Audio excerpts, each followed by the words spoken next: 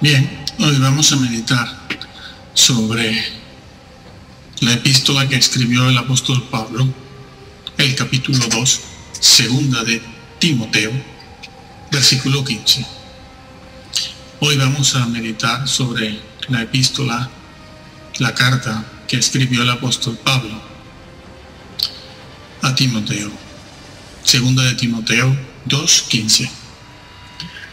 Nosotros nos preguntamos hoy si es necesario conocer la verdad, saber cuál es la verdad de las cosas de Dios para ser salvo, porque hemos escuchado a varias personas que dicen que el tema, la doctrina de la Trinidad, no es necesaria conocerla, ni conocerla bien para salvarse. Decía esta persona, esta vaca sagrada, que lo que tú creas sobre la Trinidad no tiene que ser igual o lo mismo a lo que él enseña y cree, con tal de que ya hayas aceptado a Jesucristo como tu Señor y tu Salvador. Eso es suficiente. Salvo, siempre salvo. Lo que tú creas después de la Trinidad, sea correcto o incorrecto, sea esto, aquello o lo otro, no importa. Y eso lo dicen de otros temas. Dicen que no es una doctrina necesaria para la salvación y que no pasa nada, ni en la iglesia, ni en la vida de la persona, ni nada. Pero eso es falso, completamente falso. Pasamos a demostrar lo que dice la Biblia.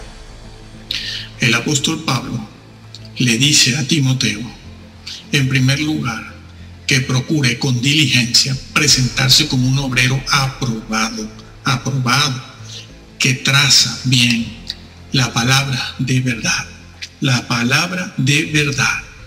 No dice Juan 3:16, que trace bien Juan 3:16 o Romanos 3. No dice eso. Emplea el vocablo verdad. Y ya veremos por qué es importante esto. Traza con rectitud la palabra, la de verdad. Y es una referencia a la verdad. ¿Cuál verdad? ¿Cuál verdad? Toda la palabra de Dios. El Salmo 119 lo dice, la suma de tu palabra es verdad, la suma, toda. La verdad de otro, la verdad bien interpretada de otro tema, y de otro, la suma de todo eso es la verdad.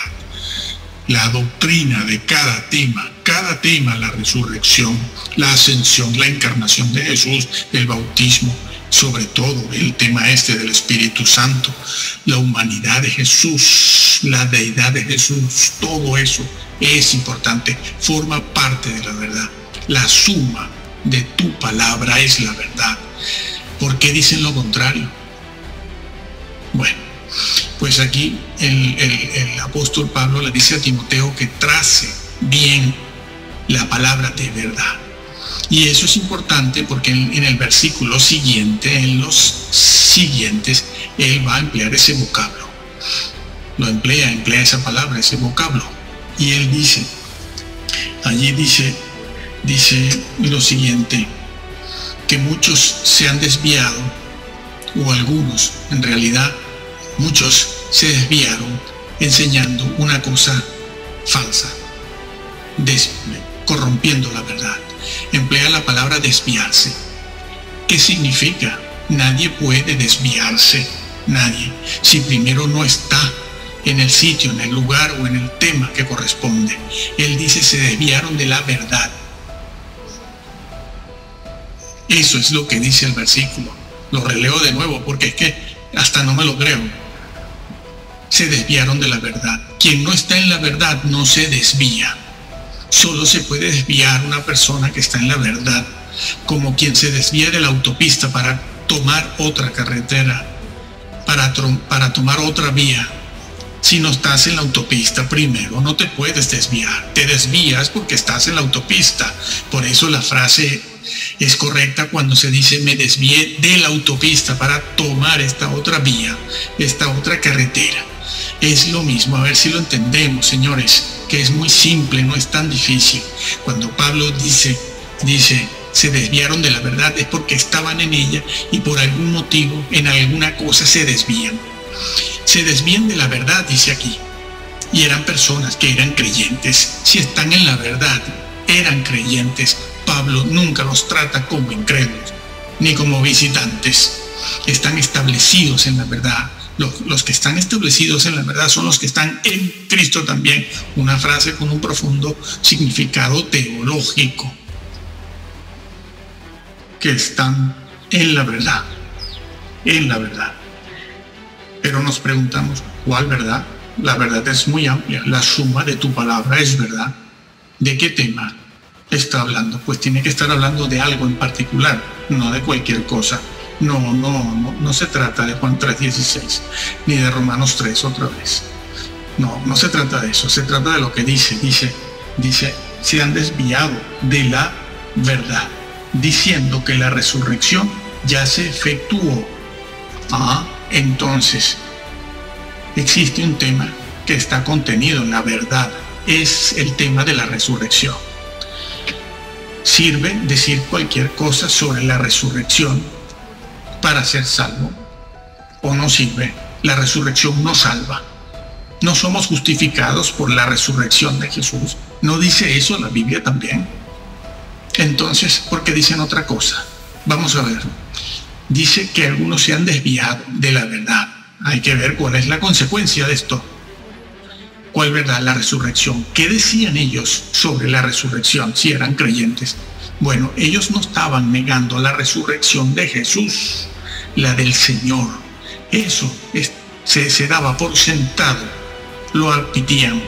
La resurrección que ellos no aceptan o confunden o malinterpretan es la propia resurrección, la promesa que se le hizo al creyente, a todos los creyentes, de que algún día resucitaríamos. Esa es la promesa. Y esa es la parte, la interpretación errada que ellos tienen sobre la resurrección. Es decir, para ellos, para estos dos específicos que están aquí nombrados, Himeneo y Fileto, para ellos la resurrección del creyente ya se efectuó. No va a haber más resurrecciones, según ellos. Enseñaban, decían en aquella congregación, posiblemente en Éfeso, muy grande. Aquello era muy grande, mucha gente, por todas partes, cristianos, pero estaban sembrando esta doctrina. Entonces, ¿qué va a decir Pablo? Pablo dice eso. Este tema no se encuentra aquí solamente. El tema de malinterpretar, desvirtuar o querer borrar del mapa la resurrección de los creyentes al final de los tiempos no es nada nuevo. No es solo aquí en Timoteo donde escribe Pablo sobre eso. También en 1 Corintios 15 está. ¿Y cómo empieza Pablo a hablar cuando va a amonestarlos por estar enseñando una doctrina errada sobre la resurrección? ¿Cómo empieza? Pues allí dice, si retenéis la palabra que os he predicado, sois salvos. Si la retenéis. ¿Qué palabra? Por cierto, que esa frase, la palabra, es sinónimo de doctrina, como cuando el Señor Jesús dijo, por tus palabras serás justificado y por tus palabras serás condenado. Mis palabras, no puedo ser grosero, no, claro que no puede serlo, pero ahí nos está refiriendo a que Jesús va a contar nuestras palabras groseras y obscenas en el día del juicio. Se está refiriendo a la doctrina, a lo que tú crees sobre Él y sobre su misión. A eso se refiere Jesús allí en Mateo. Bueno, aquí es lo mismo, lo que está diciendo el apóstol Pablo. Él dice, si retenéis la palabra, es decir, la doctrina que yo te he enseñado. ¿Cuál doctrina? Lo vamos a ver ahora, porque resulta que es también la resurrección el tema que Pablo va a corregir aquí. Así pues, si retenéis la palabra que os he predicado, sois salvos. Eres salvo, pero si retienes Juan 3:16, si retienes Romanos 3, si retienes aquello y lo otro, no. Si retienes el tema, la las palabras, la doctrina, sí, la doctrina sí salva. También se lo dijo Pablo a Timoteo. Ten cuidado de ti mismo y de la doctrina, pues haciendo esto te salvarás a ti mismo y a los que te oyeren. Me salvará de no cometer errores doctrinales. No, hombre, no, por favor, esto es una contradicción. Te salvarás a ti mismo si tienes cuidado de la doctrina. Te salvas de caer en condenación, de ser juzgado. No os hagáis maestros, muchos de vosotros, sabiendo que recibiréis un gran premio. No, mayor condenación. Los maestros reciben mayor condenación por no enseñar la doctrina, la correcta. Porque la salvación, eso de ser aceptado por Jesucristo y haberlo aceptado a Él, se puede corromper si el resto de la doctrina la torcemos. Sí, eso está en 1 Corintios 3 también, lo vamos a ver en un momento. Pues aquí Pablo les dice eso a ellos, a los corintios, les dice eso. Si retenéis la palabra, ¿cuál? La que va a mencionar ahora. Si no creísteis en vano, habéis creído en vano. La palabra vano aquí se utiliza para hablar de una cosa que no tiene contenido, que no tiene un objetivo, un resultado, que no sirve para nada, que es una ilusión. Es como los sacrificios, mejor dicho, la adoración que ofrecía Caín. Esa adoración era una adoración vana. No que no creyera, él creía, hombre, de hecho adoraba, pero no lo hacía según lo establecido por Dios, sino ¿quién? Su propio criterio. Yo, ¿por qué tengo que llevar ovejas como mi hermano? Ya lo sé, ya me lo han enseñado y me lo han dicho, pero yo quiero llevar los frutos de la tierra, que es lo que yo hago. Y iba allí, claro, vio la diferencia cuando adoraban los dos, su hermano Abel y él notó la diferencia. Y también notó cómo Dios reaccionaba de diferente manera con él que con su hermano Abel. Nacieron los celos, claro, lo que está pasando en los púlpitos. Como tu hermano prediques muy bien y no seas el pastor, ten cuidado. Si tú predicas bien, tú conquistas a la gente con la palabra de Dios. Y no eres el pastor, ten cuidado con el pastor. Y los diáconos, porque te sacarán.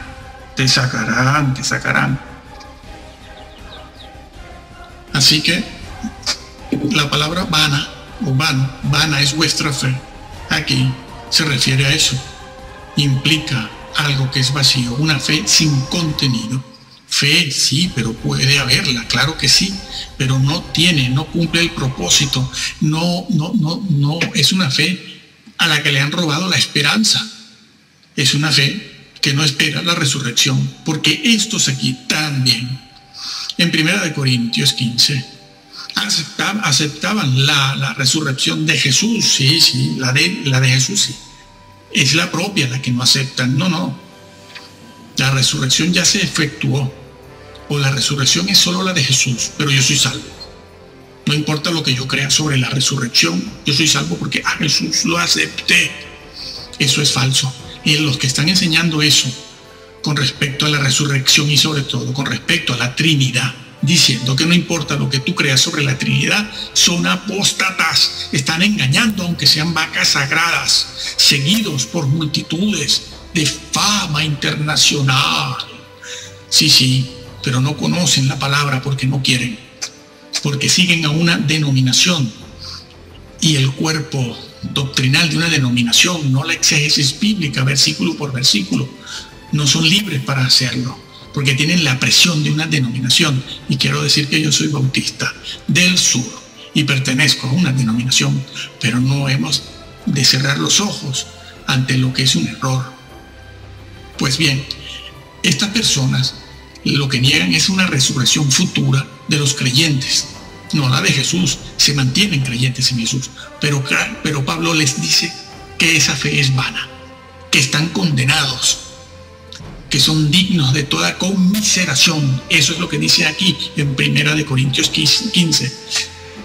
Ha venido a ser peor que cualquier hombre, que cualquier pecador. Sí, eso está dicho aquí, léase. Léase, le estoy dando el capítulo, el versículo, todo está dicho. Así que por eso es cierto que Pablo le pide a Timoteo que trace bien la palabra de verdad, traza bien la verdad. No tuerzas el tema de la resurrección, no lo tuerzas. Aquí Pablo dice, si retenéis la palabra que yo os he predicado, la que Pablo predicó es la que hay que creer, como Pablo lo creyó. Y no estar diciendo como dicen muchos hoy en día en las iglesias que dicen que eso es lo que Pablo opina. Es lo que Pablo opina. Eso lo dijo Pablo. Lo dijo Pablo. Desafiantes. Sí, y quieren entrar porque dicen que creen en Jesús. Salvos, siempre salvos. Sí. No, la Biblia no enseña eso. Tuerce los diferentes temas de la Biblia, tal y como están registrados. Y no entramos, amigos, no entramos. Eso es lo que Pablo les dice. Bueno, aquí Pablo empieza a hablar del Señor Jesús. En este versículo, en 1 Corintios 15, después de decirles, vuestra fe es vana, pasa a explicar el tema, la palabra, la verdad a la que se refiere, que no es otra que la resurrección. Y para ello empieza a hablar de Jesús. Habla de la muerte de Jesús, de su trabajo, su misión, su muerte y su resurrección. Y entonces les pregunta, ¿cómo es que ustedes niegan la resurrección de ustedes mismos? Jesús resucitó, como Él resucitó, nosotros resucitaremos. No podemos negar nuestra resurrección porque es una fe vana. No se van a salvar, todavía quedan en sus pecados. Bueno, y en Timoteo lo califica de aquella otra forma que hemos visto. Sí, lo dice. Allí, en 2 de Timoteo, el capítulo 2 que estamos leyendo, Pablo lo dice. Se desviaron de la verdad, diciendo que la resurrección ya se efectuó. ¿Y qué pasa? Trastornan la fe. ¿Ves? Trastornan la fe. Lo que decía también en 1 Corintios 15. Trastornan, enloquecen, una fe sin sentido. ¿Y qué se gana con eso? La perdición. Sí. Así que decir que lo que tú creas sobre la resurrección, o como dice este reposado de Sion, que dice que lo que tú creas en la Trinidad, eso nada, tranquilo, tú crees lo que quieras, ya eres salvo, siempre salvo, ya podrás hacer lo que sea, decir lo que sea. No, trastornan la fe. Y entonces Pablo allí en Timoteo, en 2 de Timoteo, dice, bueno, en una casa hay utensilios para honra y otros para deshonra. ¿Cuáles son los de la deshonra? Está ahí, está en el mismo contexto cuando habla de estas personas que trastornan la fe, presentando una doctrina errada sobre la resurrección. Trastornan la fe de algunos y de muchos en algunos lugares. Bueno, y Pablo inmediatamente pasa a decir, bueno, es que en la casa de Dios hay utensilios honrosos, que son los que guardan la doctrina tal y como yo se las enseñé, pero hay utensilios deshonrosos, inútiles, una desidia, tienen un pico de oro, pero van mandando al infierno a cuanto creyente pueden, con una doctrina errada. Traza bien la palabra de verdad. Sí, a él mismo le dijeron, al mismo Timoteo, le dijeron, ten cuidado de ti mismo y de la doctrina, ten cuidado, ¿ves? ¿Por qué? Para que te salves. Ten cuidado de la doctrina y de ti mismo, pues haciendo esto te salvarás a ti mismo y a los que te oyeren, sí, eso es así. Y aquí a estas personas que tuercen la doctrina las califica de inútiles, utensilios deshonrosos para deshonra. Sí, y son salvos, claro. No son salvos. Dejan de alcanzar la salvación porque se extravían doctrinalmente y sobre todo en un tema tan importante como el de la Trinidad o como el de la resurrección, tanto la de Jesús como la nuestra, porque aquí se trata es de la nuestra. Bueno, más abajo, el apóstol Pablo le dice a Timoteo que sea manso y que trate de corregir a los que se oponen. Claro, una referencia a esos que tuercen la palabra. Que trate de corregirlos por si Dios les concede el arrepentimiento. Sí, el arrepentimiento hay que pedírselo al Señor siempre que se reconozca el error personal. ¿Sí? Allí lo dice el versículo 25 en adelante del capítulo 2. ¿Sí? A ver si Dios les concede el arrepentimiento, pero con un propósito. Lo vuelve a decir, para que conozcan la verdad, lo dice, no para que conozcan Juan 3:16. Si no fuesen convertidos, lo primero que haría Pablo, que era un misionero, evangelista, es mandarlos a convertirse, pero no lo hace, ni aquí ni en ningún lado, sino que los mandan. El apóstol Pablo los manda a arrepentirse para que puedan conocer la verdad con respecto a ese tema del que se está hablando ahí, que tuercen, que es la resurrección. Sí. Eso es. Entonces Pablo considera la resurrección un tema importante que forma parte de la verdad. Los creyentes dicen que la verdad no, bueno, sí, déjala ahí a un lado. Yo acepté a Cristo y ya está, yo no quiero rollos. He conocido personas como estas, creyentes de iglesia, de mucha iglesia, de muchos años, que dicen, tengo que estudiar tanto, tengo ahora que conocer la verdad.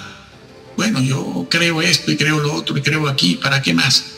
Si yo tengo que ponerme ahora a conocer la verdad, esto es mucho rollo para mí, yo esto lo dejo, esto no es para mí. Esto no es para mí, lo dicen.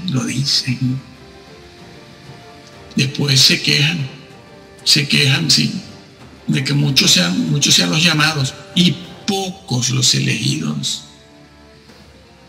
Sí, se quejan. ¿Qué quieren? ¿Para qué quieren a Dios? ¿Para qué? Para vivir una vida muelle, confortable, tranquilo. No es así. Para que conozcan la verdad. Pero dice más el versículo, y escapen del lazo del diablo. Claro, escapen del lazo del diablo, porque tienen la voluntad dominada completamente. Y el pensamiento por Satanás. Satanás dentro de la iglesia. Sí. Como maestro. Sí, como maestro. Sí. Primera de Corintios 3. El que edifica con oro, con plata y piedras preciosas. Después está el otro que edifica con madera, heno y hojarasca. Ese es el que abunda porque, claro, van cuidando su crédito pastoral, su fama, ¿no? Y van pasándole la manita por la espalda y por el hombro a los hermanos. No te preocupes, Dios es amor. No critiques, no murmures, claro, como no saben cómo arreglar los problemas, como no saben llevar la iglesia por donde es, como no le enseñan al pueblo la verdad, después tienen que mandar a callar a los hermanos, diciéndoles, bueno, no se puede juzgar, amor, y no vean los tumbos que van dando en la iglesia. Este cayó en esto, el otro cayó en lo otro, el otro en esto, aquí, ahora este caso. Dentro de 2 meses el otro caso, después dentro de 6 meses otro caso, y están inundados de corrupción e inmundicia, aparte de extravío doctrinal. Sí, el segundo tipo de maestro es el que edifica con madera, heno y hojarasca. Sí, madera, heno y hojarasca. Y entró como Pedro por su casa. No, como quien escapa del incendio. Sí, así como por fuego. Estudies esa expresión en el original. Tenemos un vídeo colgado en YouTube que lo explica. Así como por fuego. como por fuego. El significado de esa frase en la mentalidad de Pablo y como está escrita, habla de una persona que está perdiéndose, está perdiéndose y a última hora se escapa. Salvo, siempre salvo, sí. Y si fuese así, este señor no entra en el reino de esa manera. No se piense además, lo sabemos por otras partes de la Biblia, que este señor entró en la gloria, con felicitaciones, y que va a estar donde están todos los hombres que han padecido muchísimo por la fe, por la verdad, por la doctrina, hasta ser degollados. No, va esta persona, que fue salvo así como por fuego, ese va al gallinero. No hay tanta felicidad en el gallinero. No es un rinconcito en el cielo. Ese rinconcito está en las cavernas, como decimos en otros vídeos. Va al gallinero a lamentarse, a ver por qué no hizo las cosas como Dios le había mandado. Pero hay otro tercer tipo de terreno, el tercero, el que destruyera el templo de Dios. Sí, Pablo utiliza la palabra templo casi siempre como una referencia o para referirse al cuerpo del ser humano, a la persona donde habita el Espíritu Santo. Pablo es un misionero, habla a gentiles. Pablo les está diciendo, el que destruya el templo con la doctrina, el que destruya el templo de Dios con la doctrina, es decir, no edificó el templo de Dios, el edificio de Dios con oro, ni con plata. Tampoco edificó ni construyó el templo de Dios con madera, heno y hojarasca. Lo que hizo con la doctrina fue destruirlo directo. Fue directo, lo destruyó. No que no sea creyente, no que no tenga doctrina, sino una doctrina completamente errada en cuanto a la persona de Jesús, su humanidad, su deidad, en cuanto a la Trinidad, la resurrección, María y todo lo demás. Cientos de temas, unos de mayor relevancia e importancia que otros, claro que sí.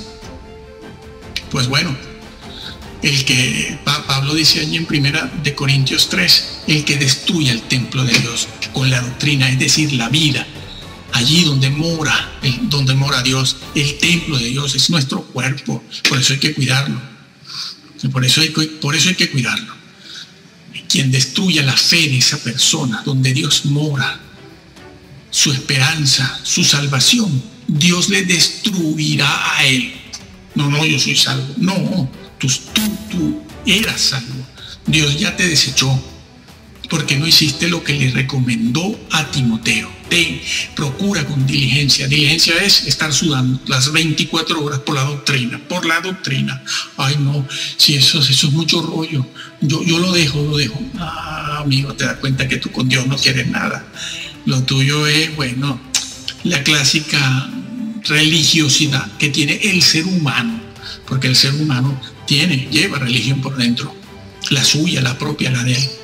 Pero entonces cuando ven que la cosa es bastante seria, dicen, ay, tanto rollo, yo que siempre, me van a quitar la novela y no podré ver los Simpsons después del culto.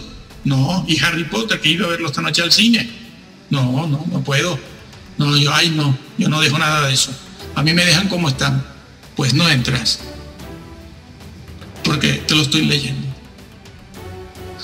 El que destruya, especialmente este pasaje de 1 Corintios 3, es especialmente para los maestros, pero también es una realidad en los miembros de la congregación.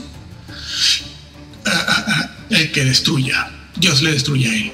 Y aquí entonces los creyentes, los que estamos sentados o están sentados en los bancos, dicen, bueno, eso es problema del pastor, eso es problema de los líderes. El Señor Jesús, hablando de esto, le dijo a la gente, a los discípulos, les dijo lo siguiente: velad por vosotros mismos. Sí, velad, es decir, tú mira por ti mismo. No te pienses que el responsable es el pastor. Tú eres corresponsable también de la doctrina que él dicta en la iglesia, en la congregación o en las casas cuando enseña. Sí, ten cuidado de ti mismo, pero también dijo, velad por vosotros mismos. Sí, ten cuidado por tu propia doctrina, porque si tú la copias y la crees, o crees una diferente y extraviada, eres igualmente corresponsable, te haces corresponsable con tu guía, con tu pastor, aquel al que tú alimentaste. Sí. Mírese ese versículo también, porque Jesús está diciendo eso. Cada quien es responsable. Por tus palabras serás justificado, por tus palabras serás condenado. Cada quien. Nada de llegar con el pasaporte, acepte a Jesús y lo demás. Las demás piezas del puzzle, ¿dónde están? Usted puso una. Usted se convirtió, usted llegó a los pies de Jesús, puso una pieza. ¿Dónde están las demás? ¿Dónde? No, bueno, es que eso no me tocaba a mí. No, sí te tocaba a ti. No, esto es como cuando Jesús llama a los siervos, ¿no? Eran siervos. Sí. Dios no da, el Señor no da responsabilidades a los visitantes, como dicen estas vacas sagradas. Sí, el Señor Jesús no llama a visitantes para darles las responsabilidades de la obra. Por Dios mío, llama a siervos, llamados, elegidos, comprometidos. No se puede hacer la obra de Dios de ninguna clase, de ninguna naturaleza, si no se tiene la gracia de Dios para hacerlo, como el siervo infiel o estos 3 siervos de los cuales voy a hablar. El que el Señor le dio 5 talentos, al otro 3 y a otro 1. Llamó al de 5 y le pidió responsabilidad. Y parece que había casi doblado los talentos que se les dio. Aquí son talentos, no son dones. No confundamos con frutos, sobre todo con frutos. Los frutos son los del alma, los del Espíritu. Frutos del Espíritu Santo es algo intangible, el amor, la paz, la benignidad. Pero dones o talentos es otra cosa. Bueno, llamó al que le había dado 3 y también pudo dar buena cuenta de su trabajo y de su conducta responsable. Y después llamó al que le dio 1 talento, sí, y le dijo, a ver tú. Y entonces, vean la soberbia de este creyente, una soberbia insolente. Le dice, bueno, yo, como sé que tú eres una persona severa, sí, porque tú pides lo que no das, tú quieres recoger lo que no siembras. Por lo tanto, ¿qué hice con el talento? Lo escondí, sí. Y espérate que lo saco. Fue allí, lo sacó de debajo de la cama o del hueco, el hoyo donde lo tenía, y le dice, aquí tienes lo que es tuyo. Y el Señor, quién sabe, indignado, un creyente soberbio. Claro, eso no se nota por afuera, porque todos vamos con mucha diplomacia, mucha educación. No hablamos, no abrimos la boca. Los que estamos en los asientos, en los bancos, no abrimos la boca para nada. Buenos días, ¿cómo está, hermano? Pero por dentro se lleva la maldad.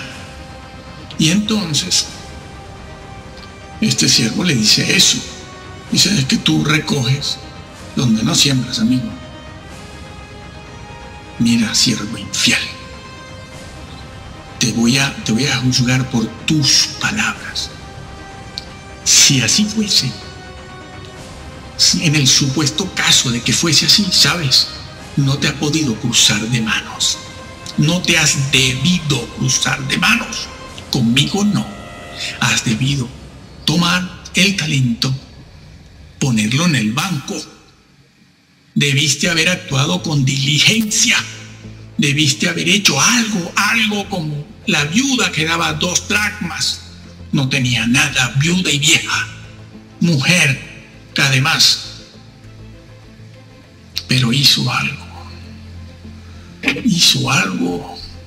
No se cruzó de brazos para poder llegar a la presencia de Dios y decir, hice esto, a pesar de que todo era imposible. Pero tú me ayudaste. Y el Señor se lo dice, tenías que haberlo puesto en el banco para que cuando yo llegara, viniese, me dieras el talento con los intereses y yo lo hubiese entendido. Pero tú, siervo infiel, tú lo que mereces es las tinieblas de afuera. Fuera, fuera, échenlo, fuera. Ay, amor, seamos uno. Venga, ecumenismo con los budistas. No, espada no. No, ay no, Señor, tú eres amor. Sí, afeminado, amanerado, como lo han puesto siempre. El Señor es un guerrero. El Señor tiene un carácter fuerte, si no, no hubiera podido hacer la obra que hizo, que casi no la conoce nadie. Pues si fueron a ver esta película, La Pasión, y estaban escandalizados, los mismos pastores decían, ay no, qué sangre, cuánta sangre. Le digo, no sabes lo que hizo tu Señor. A ver si entras, a ver. Sí, seamos uno, unámonos todos. Venga, ecumenismo global, musulmanes, Hare Krishnas, evangélicos, católicos, protestantes, nueva era, los brujos también. Sí, todos. Amor. Les han engañado. Por cierto, yo me acuerdo de una cosa. Unos me dicen, Dios no puede ser conocido. ¿Y usted qué se cree? Que usted sí lo conoce. Dios no puede ser conocido. Así que ya salvo, siempre salvo, para siempre salvo. Déjeme tranquilo. Te equivocas, te engañaron. Dios sí puede ser conocido. No, porque es que Dios es muy grande y los hombres no somos tan grandes. Te vuelves a equivocar. Lo que de Dios no se puede conocer no está registrado en la Biblia. Lo diremos siempre, en todas partes. Lo que de Dios no se puede conocer, porque ciertamente es infinito y eterno, no está registrado. Lo que está registrado en la Biblia, el Sagrado Libro, se registró para que fuese conocido. Y se puede conocer. Y está puesto ahí, escrito. Iluminaron a los profetas que lo escribieron para que nosotros lo comprendamos.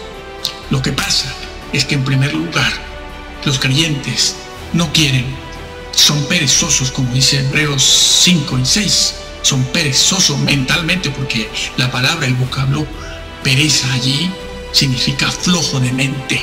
No quieren hacer un esfuerzo de la mente para conocer al Dios en el que dicen o decimos creer. Sí, decimos creer en Él y no lo conocemos.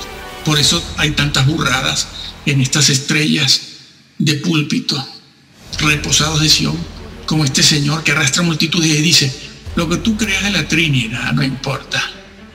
No, sí importa. Mira, te lo explico. Cuando tú llegas a los pies de Jesús, cuando una persona llega a los pies y se convierte, posiblemente no sabe nada de la Trinidad. Habrá que explicársela y el día, el momento llegará cuando su pastor le explicará la Trinidad. Sí, yo creo en él. Hombre, creían los apóstoles y los padres de la iglesia de primera línea, que no eran curas. Si te enseñaron eso, es falso, es mentira, te engañaron. O engañado estaba también el que te lo dijo. Los padres de la iglesia no son curas. La iglesia católica, ni la evangélica, ni la protestante existían cuando estaban los apóstoles y cuando murieron estos. No existía eso.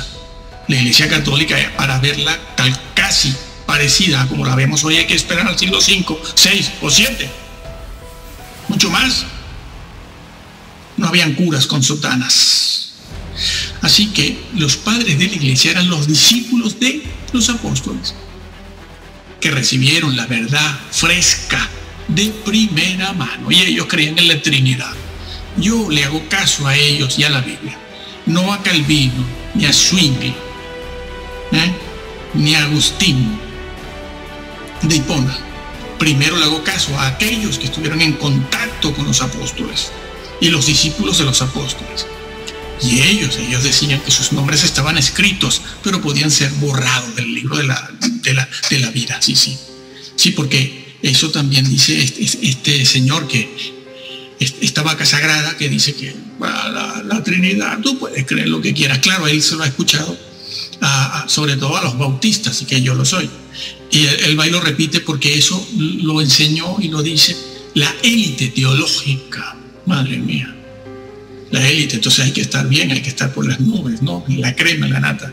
Me oyen decir eso y me dicen, uy, este sí sabe. Pues no sabe. No sabe. La doctrina correcta sobre la Trinidad es necesaria y sobre la resurrección es necesaria. Sigo con la explicación. El pastor en algún momento a este nuevo creyente le hablará de la Trinidad. A partir de ese momento, esta persona, este nuevo creyente que está conociendo el tema de la Trinidad, si en el futuro se le ocurre desvirtuar el tema, confundirlo, trastocarlo, cambiarlo, extraviarlo, no entra. Por haber cambiado un tema tan importante como ese, porque con ello está negando la redención del Señor. La redención está negando la salvación. Esa es la consecuencia de tergiversar la Trinidad. Así como en el caso que vimos de Pablo, negar la resurrección propia, aunque se acepte la de Jesús, es también condenarse, extraviar la doctrina, y quien la extravíe está en este tema, está negando al Señor, lo está negando. Porque Él resucitó para que nosotros resucitáramos. Y si niega la propia resurrección, está negando la de Jesús. Así mismo lo dice Pablo en 1 Corintios, así mismo no entra. Así que a partir del momento en que conoce el tema de la Trinidad, si lo conoce en forma correcta, bíblica, no ha de cambiarlo. Sí, la doctrina sí salva. La verdad salva también, sí, sí. Como se lo dijo Pablo a Timoteo. Sí, sí. Te salvarás a ti mismo y a los que te oyeren. Procura trazarla bien, de manera correcta. Procura ser aprobado.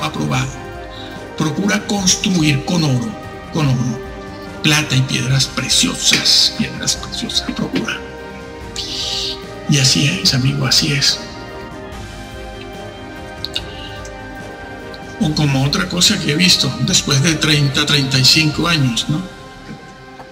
Hemos visto esto, o quizás más tiempo, pero vamos a dejarlo ahí, en 30, 35. Una persona cuando llega a los pies de Jesús posiblemente no sabe nada, o sabe poco, o lo conoce de manera incorrecta el tema sobre la encarnación de Jesús en el vientre de María. No lo conoce bien, pero el momento llegará en que su pastor le hablará de la virginidad de María, la encarnación del Hijo de Dios que vino dejando su gloria para encarnarse y tomar forma, cuerpo humano, para hacerse siervo, porque la condición del hombre es la de siervo, no la de estos que van por los templos de rey, ¿no? De rey. Y por la sociedad también. Bueno, dicen que son muy humildes. Sí, pero no creen, no conocen nada, no saben nada, porque no quieren, simplemente.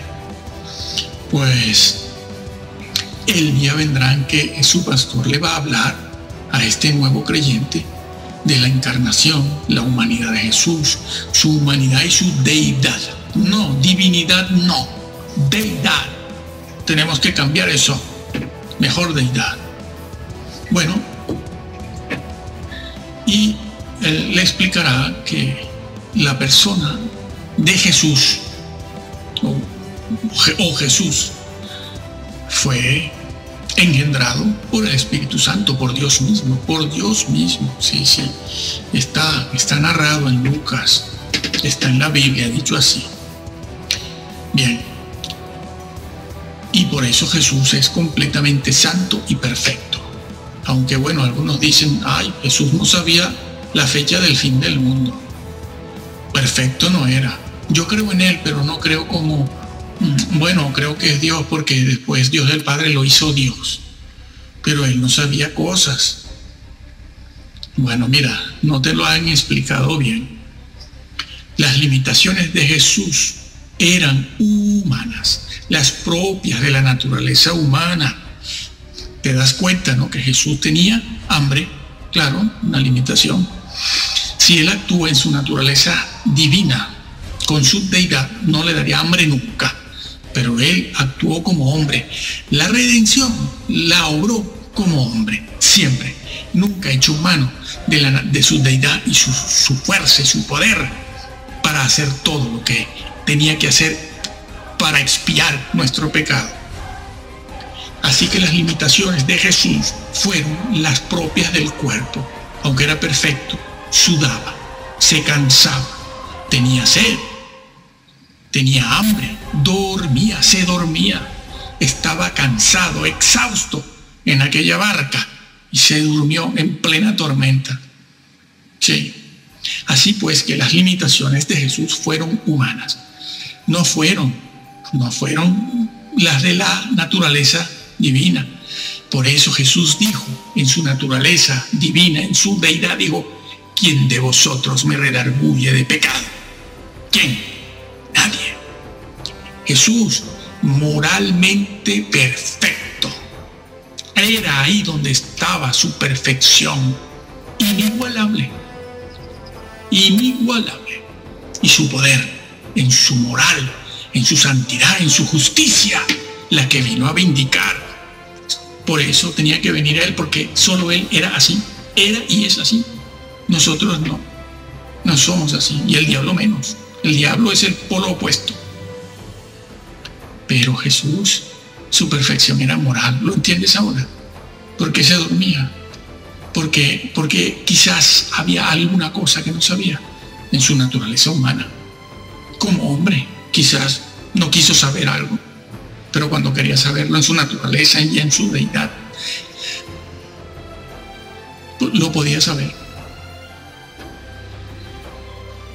Así que regreso al creyente nuevo creyente, al cual su pastor le está explicando la encarnación de Jesús, que Jesús fue engendrado por el Espíritu Santo, es hijo de Dios y de María.